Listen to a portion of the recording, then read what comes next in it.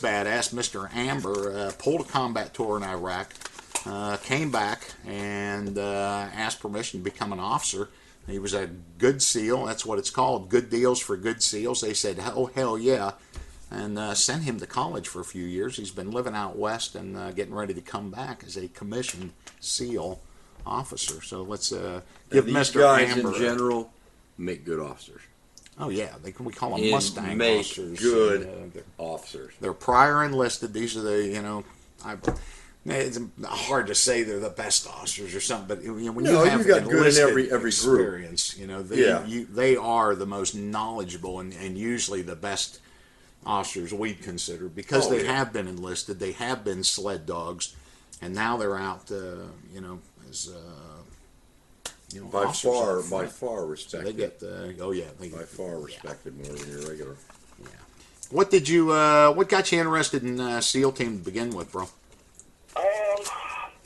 Man, it's something I've wanted to do since I was about 5 years old.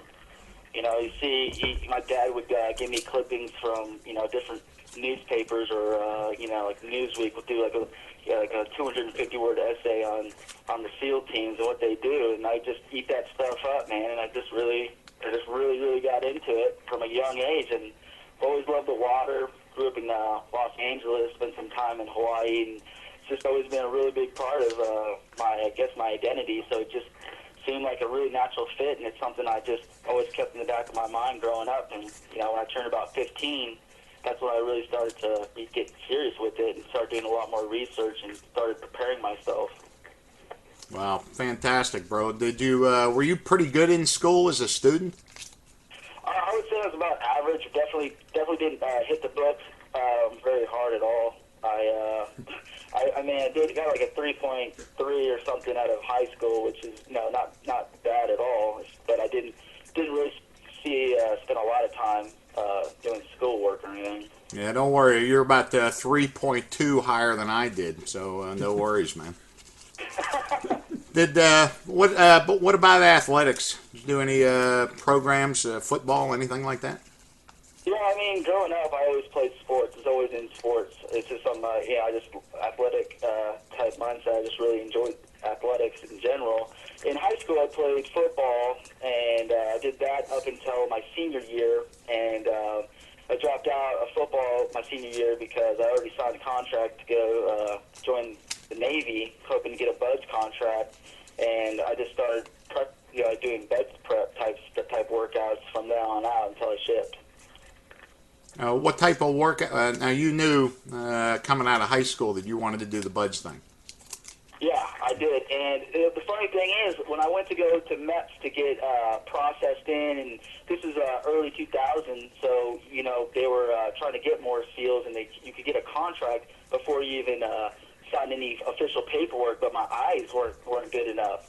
So they said, you're not going to be able to do this. You should maybe go to EOD, because it doesn't have such a stringent eye requirement. And I thought about it for a little bit, but I wanted to be a SEAL. I wanted, like Ken was talking about, you got to have the determination. Is just because you say I can't do it doesn't mean I can't. So I ended up going to boot camp and doing a little tweaking with my eyes and the test. I ended up getting by good enough to get a waiver and actually pick up my SEAL contract after I passed the screen test at boot camp.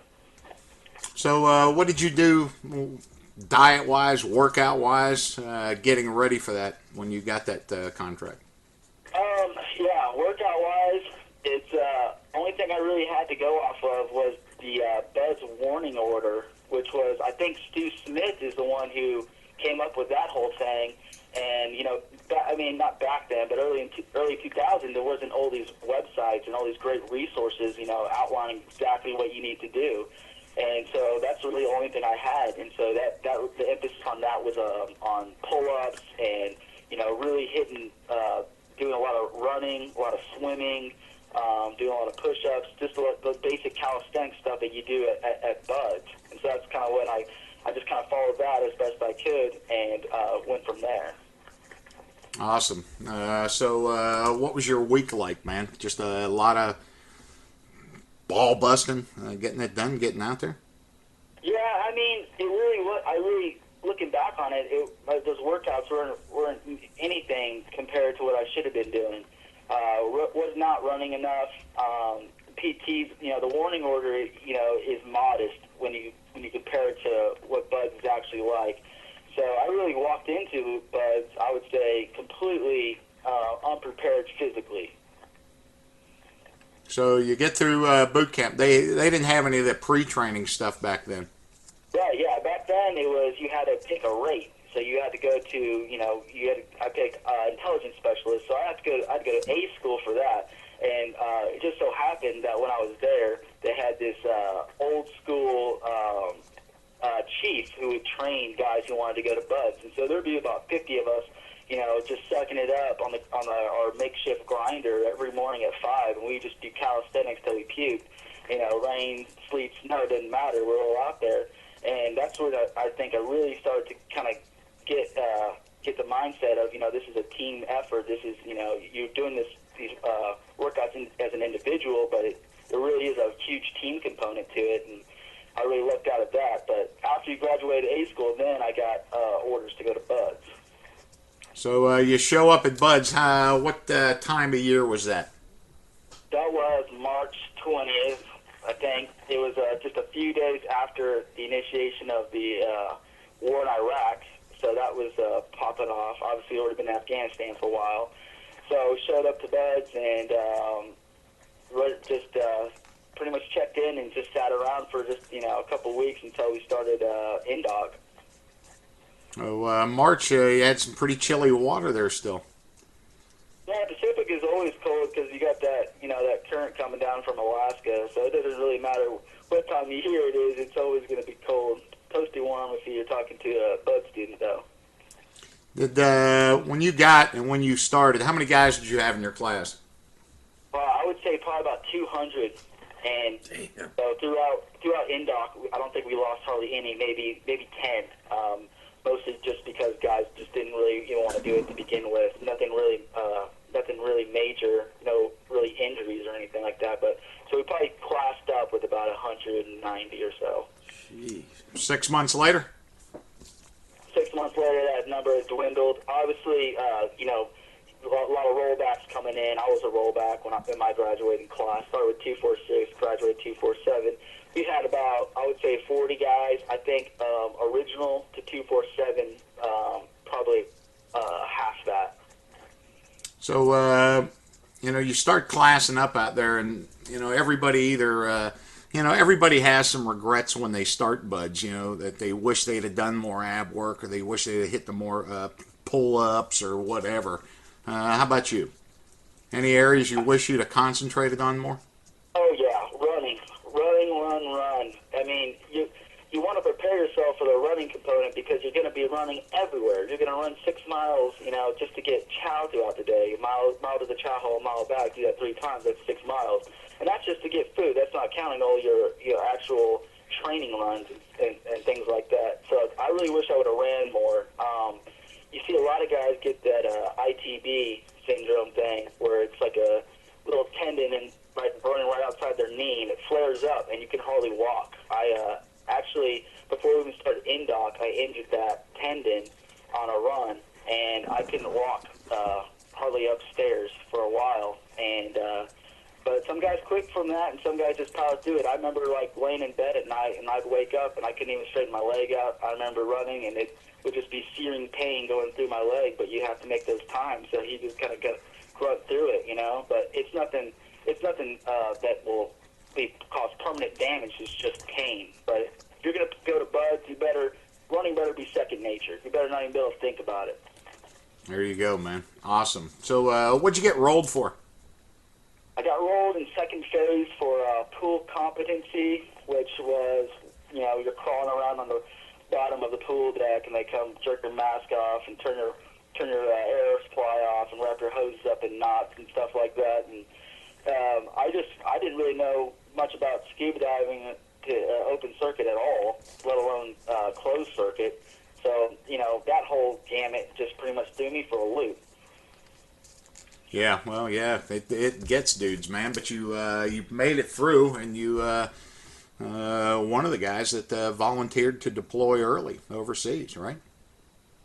Yeah, it was a good deal. I mean, you think that you're going to get to your team and hopefully, deploy, maybe get a couple schools under your belt, but when your commander says, "Let's go, grab your shit," it's time to go. That's what you've been training for, so you're spending all that time doing. So, I mean, you look forward to that. It's actually a really good hookup. Yeah, as I remember the story, because you went through buds with somebody pretty close to me. Your commander and command master chief showed up in Alaska during your SQT and said, "Who's ready to go?"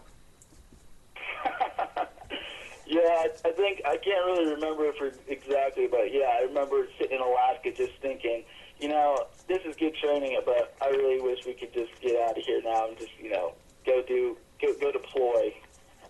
Well, that all worked out, man, and you knocked out your cruise and came back. Thank God. And so where did the whole officer thing come from? Now, you hadn't had any college at that point, right? Yeah, I had 0 hours. I had 0 college hours. So I came back. It's something that was been on my mind for a long time, even before I enlisted. It seemed like a natural, something I wanted to do with my career. So I got back, I figured, hey, I might not get accepted this time around, but I'll just start putting in packages, that way I'll start establish a precedent type thing. And I ended up getting picked up my first go-around, so, obviously I took that opportunity. Was that Seaman, I'm sorry, Don. Go ahead. Was that Seaman to Admiral thing, or? Oh, yeah, it's the Seaman to Admiral program. So they send you to school for 3 years. You go to school year-round. You continue to get all your pays. And all you got to do is get through school. There's a couple extra requirements, like you have to take, regardless of your major, you're going to have to take Calculus 1 and Calculus 2 and Physics 1 and Physics 2. And they really want you to have it's a standard Navy program, so they want you to have like a technical major, but you don't necessarily have to do that. Was there, now, is that the only program that they had for doing what you wanted to do, that Seaman Admiral thing at that point? You're an enlisted guy with no college. The guys that had college could request to become officers and go through OCS school, but for you, that's a pretty tall order, man. Yeah, there's only two, currently there's only 2 pipelines you can do. If you have a college degree, you can go through OCS. If you don't have a college degree, then they'll send you to Seaman to Admiral program. And Seaman to Admiral program is relatively new. They merged all the other commissioning programs into one standard program, so it makes it a lot easier for applying and getting funding and all that type of thing. So there's really only two ways you can go about it that I really know of. Now, that is definitely one of those good deals for good SEALs, because if they don't think you're going to make a good SEAL officer, a lot of enlisted guys, we're great enlisted guys, but, honestly, bro, I'd last about 30 minutes as an officer before I'd be court-martialed. But, when the Navy looks at you, especially the teams, your peers, and they go, yeah, you'd make a good officer, very cool stuff to get sent out there to do that. Yeah, it's definitely a really good opportunity, I would say. It's definitely something that's extremely humbling. I don't think anyone who's even thought about becoming a SEAL officer has said, yes, I'm ready to do this. I can lead these guys no matter what. You got to always keep that in the back of your mind that you're leading the best of the best. So you better be that much better. So you better have your shit wired tight. Now, there's one snag with that whole program, though. You've got 2 ways of doing it, and you got to tell us a little bit about that. There are some guys that they'll allow to do that, but not allowed to come back as SEAL officers. You're going to the fleet. Yeah, as far as how it works is, if you want to be a SEAL officer and you have to, and you're going to go through Seaman Admiral, you already have to be a enlisted SEAL. So you get picked up. You can either get picked up for Spec War, which means you're guaranteed a slot to go back to the team. That means that's a really good deal because you also get to keep your special pays, which add up to a lot of money. But there's also another way, which is the Corps option, which means you're pretty much a free agent and you get to pick whatever community you want to go back into. So I got picked up for Corps. So when it came down for service selection, I had to submit a package to go to BUD/S like any other guy going through NROTC, and hope that I get picked up. So you got to go back to BUD/S? You don't have to go back to BUD/S at all. No, you don't have to go back to BUD/S, but you do have to. It's just a way to keep it, very standardized. Okay. That you're going through kind of the same selection as the guys that are officers applying for BUD/S go through. Exactly. So I'm competing against all your Naval Academy guys, all your other NROTC midshipmen dudes that want to go to BUD/S. And you did it, and you're getting picked back to come home as a SEAL officer, man. Yeah, so I put in my package in August and found out, just a couple months later that I got picked up, which is quite a relief, I must say. God. Yeah, well, we've been looking after your house for a while since you're gone. It's all in good shape. And now when are you coming back? I graduate in May, so as soon as it's pretty much I'll be back as soon as I graduate and pack my shit. There you go, man. There you go. Well, what a great job, man. Some words of encouragement for these guys, lessons learned.